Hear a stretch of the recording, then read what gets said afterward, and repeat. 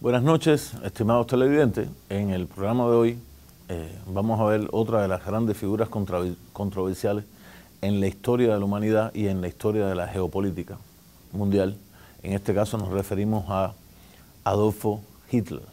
Hitler, nacido en Alta Prusia, en ese momento territorio del Imperio Austrohúngaro, o sea, todavía en ese momento no era territorio perteneciente a Alemania, pero como sabemos, Austria es, los austriacos,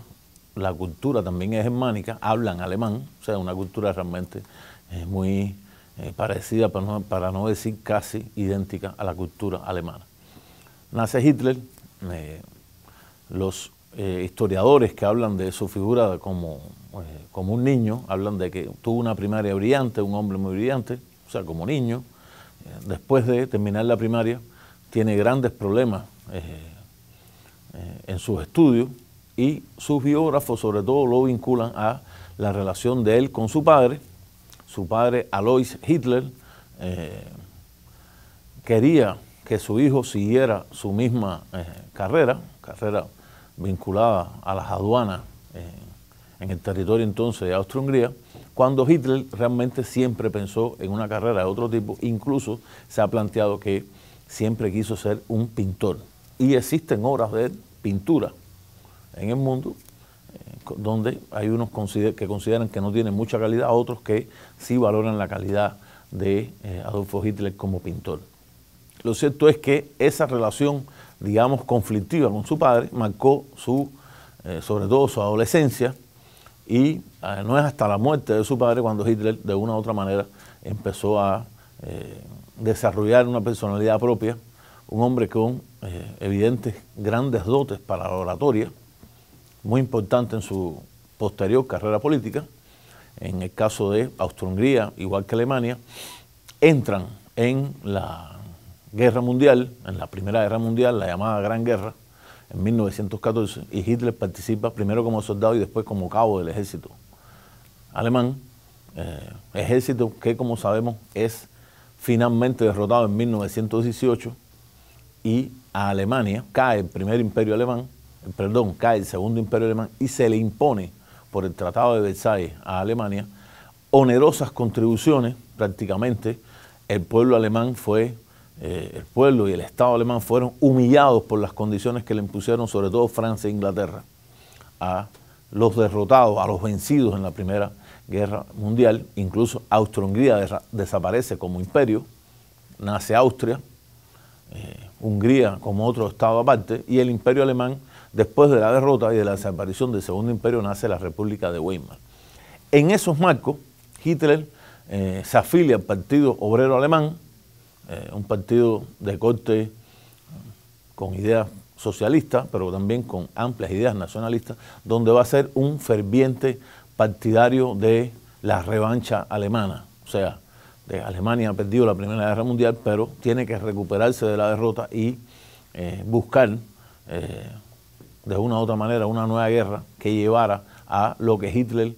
empieza a llamar, y se empieza a hacer eco en la propaganda alemana, el espacio vital germano, espacio vital para la raza aria, en los marcos de un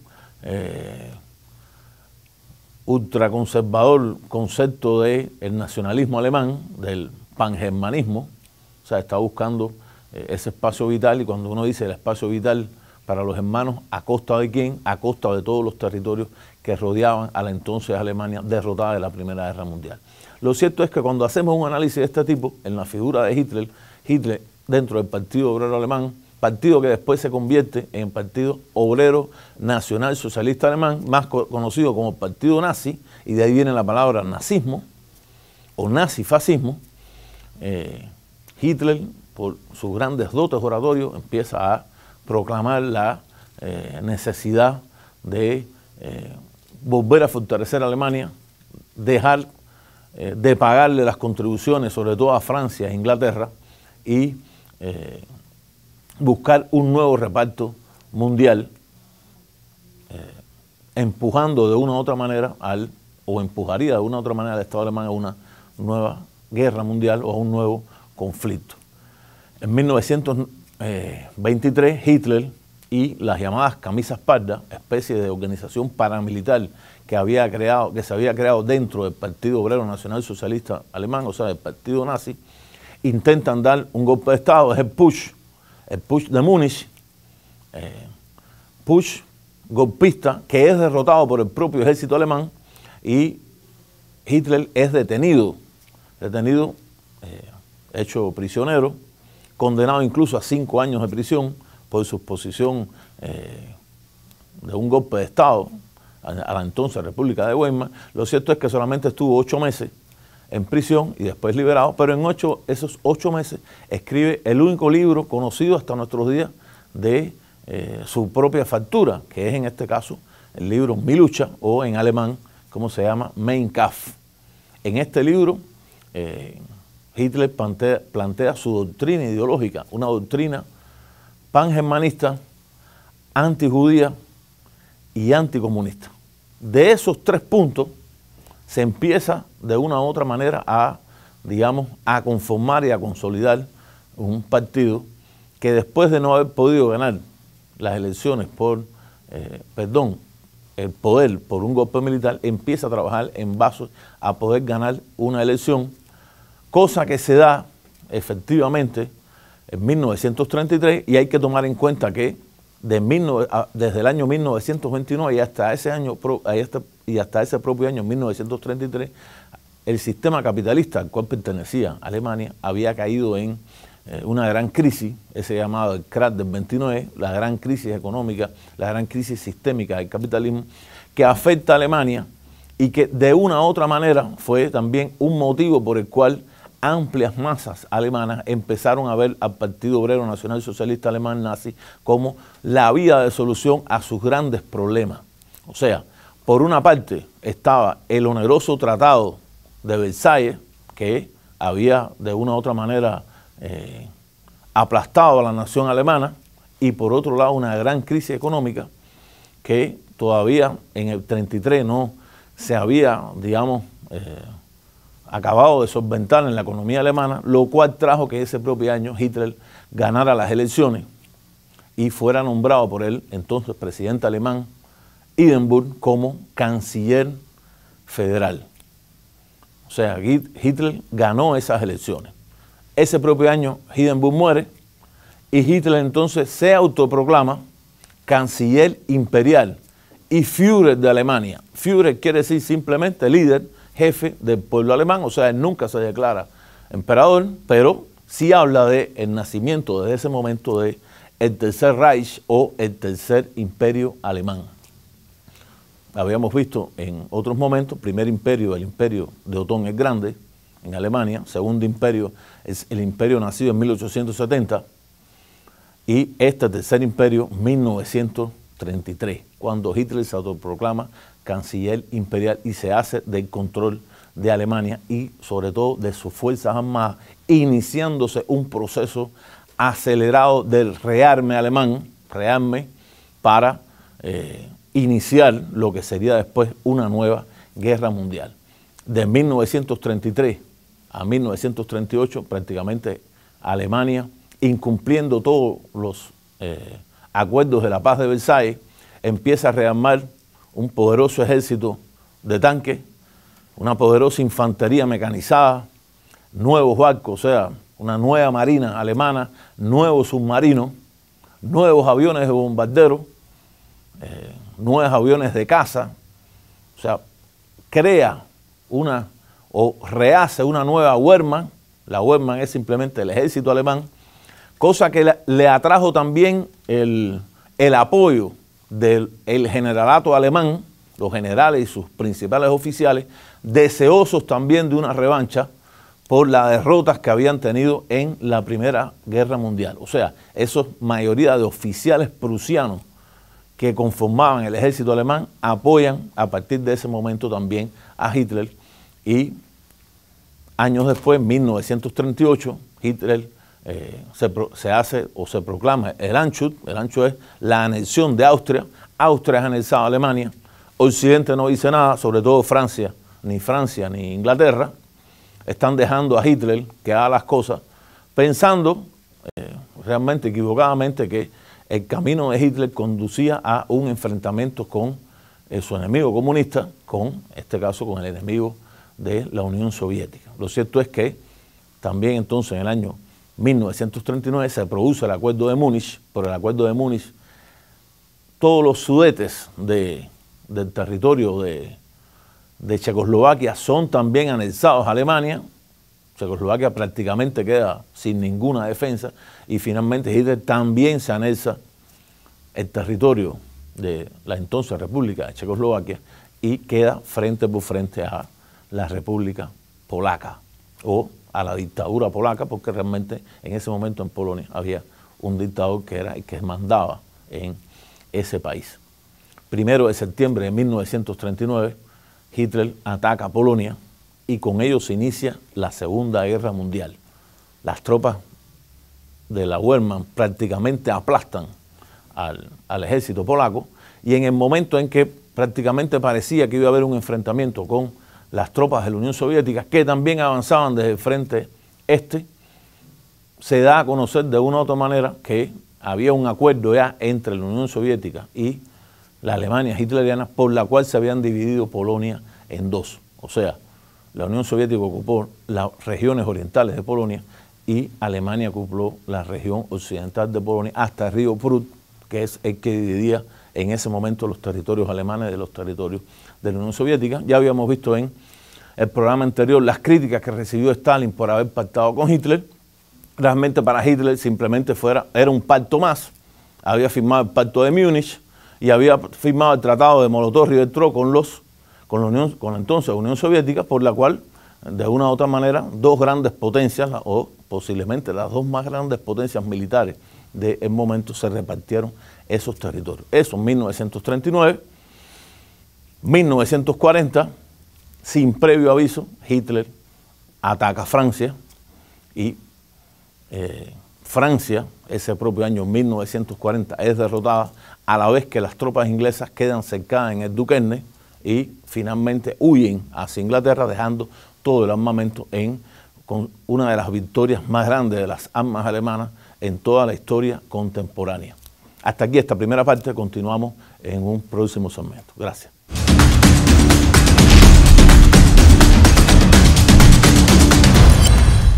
Continuando la parte anterior,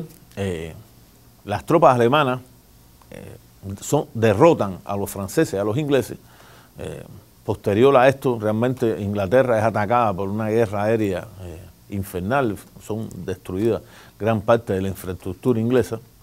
pero lo cierto es que en esos años, de 1940 a 1941, se consolida entonces el régimen hitleriano nazi-fascista en todo el territorio ocupado por Hitler o de sus aliados o sus satélites, los territorios sobre todo de la Europa oriental, en este caso Bulgaria, Rumanía, Hungría, que eran aliados de lo que ya se conformaba como el Tercer Reich. Ese fascismo, yo creería que hay que darle unas características bien delimitadas, porque el fascismo no nace en Alemania, el fascismo realmente nace en Italia. Y lo que hace Hitler es tomar el fascismo italiano como copia, o sea, el fascismo italiano de Benito Mussolini, que realmente habría que decir que sí es el padre ideológico de ese fascismo, igual que es el padre ideológico después del franquismo español. Hitler lo toma y con algunos tipos de variantes conforma ese Estado nazi,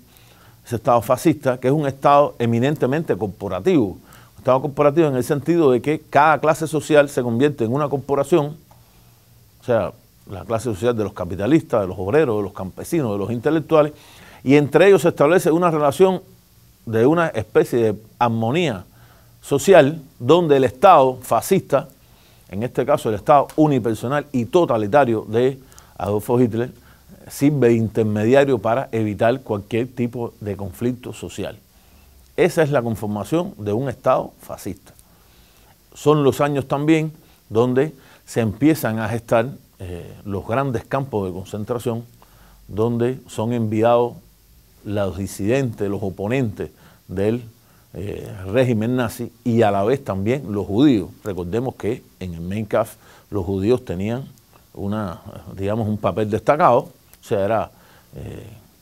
junto con el comunismo prácticamente los dos grandes enemigos del el pangermanismo y de la raza aria alemana pura, como había preconizado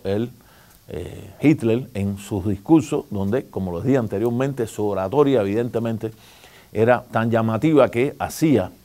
o hizo que las grandes masas alemanas, el pueblo alemán, lo apoyara prácticamente desde una posición casi considerándolo un dios y alguien que en su aureola de victoria no podía ser vencido, porque hasta ese momento no había tenido una derrota el nazismo alemán. 22 de junio de 1941, después de esta consolidación del Estado alemán, se produce entonces el ataque de las fuerzas alemanas. Hitler y sus generales idean el Plan Barbarroja y se inicia el ataque contra la Unión Soviética, que, como dijimos en la parte anterior, trajo consigo primeramente el amplísimo avance de las tropas alemanas. Llegaron prácticamente hasta Moscú, prácticamente tuvieron al borde de la victoria, al borde de haber vencido al Ejército Rojo, que finalmente son rechazados en la batalla de Moscú por primera vez, derrotados en el Arco de Kursk, primero en la batalla de Stalingrado, después en el Arco de Kursk, iniciándose entonces la retirada poco a poco de las tropas alemanas, huyendo hacia los territorios ya de la propia Alemania. Todos esos años son años de cruentos enfrentamientos, millones de muertos. Los aliados occidentales, en este caso Inglaterra y los Estados Unidos, a pesar de que en 1943 se habían reunido y habían creado una especie de alianza o habían consolidado esa alianza anti-hitleriana, Churchill, Roosevelt y Stalin, no es hasta el año 1944 cuando se produce el desembarco anglo-estadounidense en las costas de Normandía y finalmente Alemania tiene que combatir en dos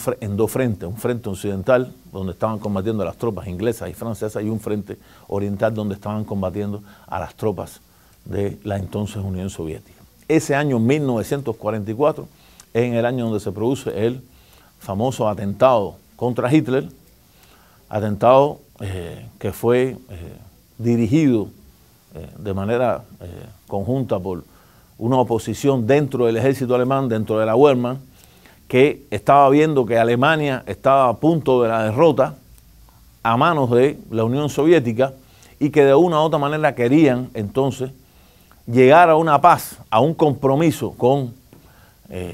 el Occidente e incluso ver la posibilidad de que aliados al Occidente pudieran detener el avance de las tropas de la Unión Soviética, de las tropas del Ejército Rojo que se acercaban a las fronteras de Polonia, o sea, todo el territorio de la Unión Soviética empezaba a ser liberado y prácticamente ya entraban en la frontera de Polonia. Ese atentado fue hecho personalmente por el coronel von Stauffen, un coronel que había de las antiguas tropas de África Norte, de las tropas de Rommel. Fue él que dirigió la llamada Operación Valquiria, donde le pusieron una bomba a Hitler en su cuartel general. Hubiese sido su muerte por la cantidad de carga explosiva que tenía, incluso hubiese podido cambiar el destino de la historia. Lo cierto es que estamos especulando porque no pasó. La bomba explotó cuando pensaban que había muerto Hitler. Realmente tal parece que la gran mesa de roble con la que estaba hecho el lugar donde se ponían los mapas de los relacionados con las batallas y los movimientos de tropas, salvó a Hitler de la muerte. Todos los conspiradores fueron asesinados, incluso más que los que habían conspirado. Cualquiera que tuvo una relación también fueron fusilados. Cualquiera que dudaron en un momento también fueron fusilados. Y en ese momento en Alemania, en 1944, Hitler le da el poder del ejército a Himmler, jefe de las tropas SS, o sea, digamos, las tropas que de una u otra manera habían participado directamente participaban directamente en los asesinatos en los campos de concentración. Recordemos siempre el campo de Auschwitz, donde fueron asesinados, se supone que entre 12 y 15 millones de personas. De esos 12 y 15 millones hay 6 millones de judíos. gran cantidad de prisioneros soviéticos, posiblemente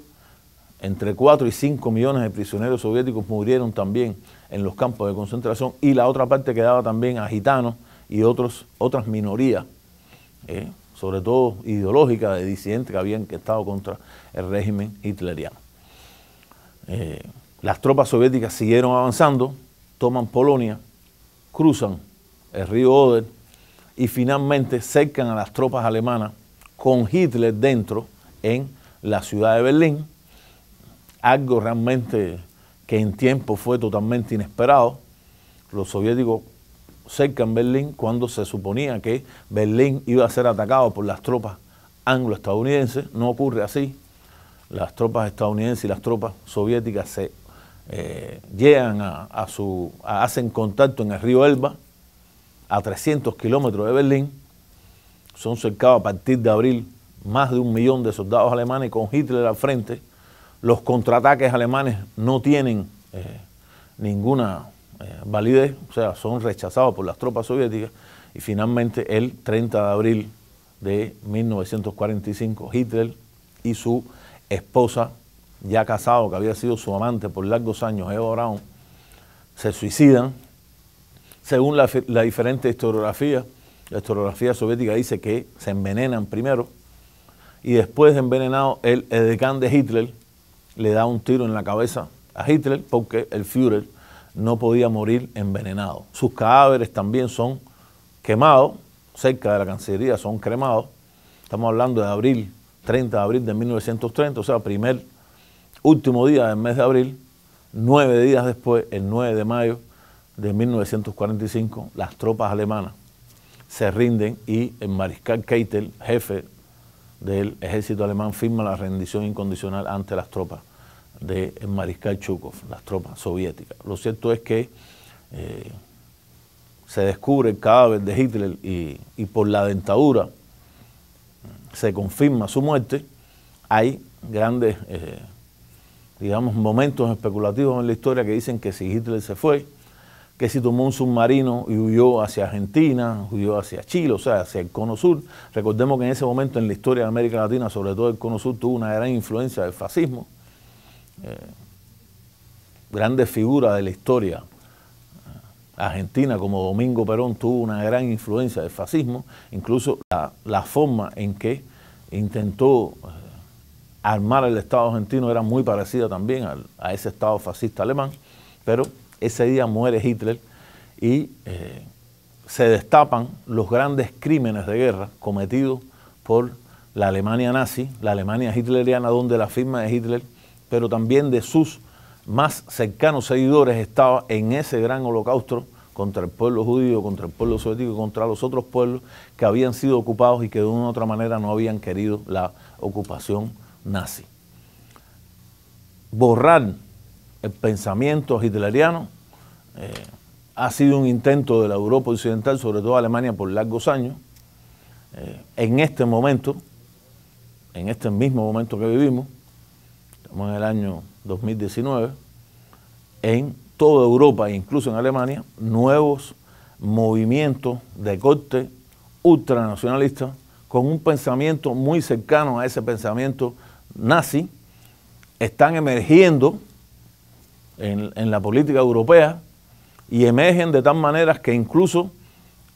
intentan implosionar esa Unión Europea desde adentro, o sea, que la Unión Europea desaparezca, y ahí está, de una u otra manera, el fantasma de Hitler. Es como si flotara en la nube de qué es lo que puede pasar con Europa si Europa no llega de una u otra manera a, digamos, eliminar a estos grupos que cada vez se hacen más fuertes en la política europea. Y cuando hablo de la política europea estoy hablando de una política que desde España, con el partido Vox ahora, hasta Polonia, con Ucrania, con grupos ultranacionalistas de tendencia filofascista, evidentemente están ocupando cada vez más posiciones en la política exterior de los países occidentales o de ese occidente fronterizo con Rusia, y es el momento hoy de una u otra manera, hacer las valoraciones pertinentes para que los políticos del occidente analicen qué puede pasar si de nuevo un pensamiento de este tipo llega a ser el pensamiento predominante en las corrientes políticas de la Europa occidental. Hasta aquí este programa y muchas gracias.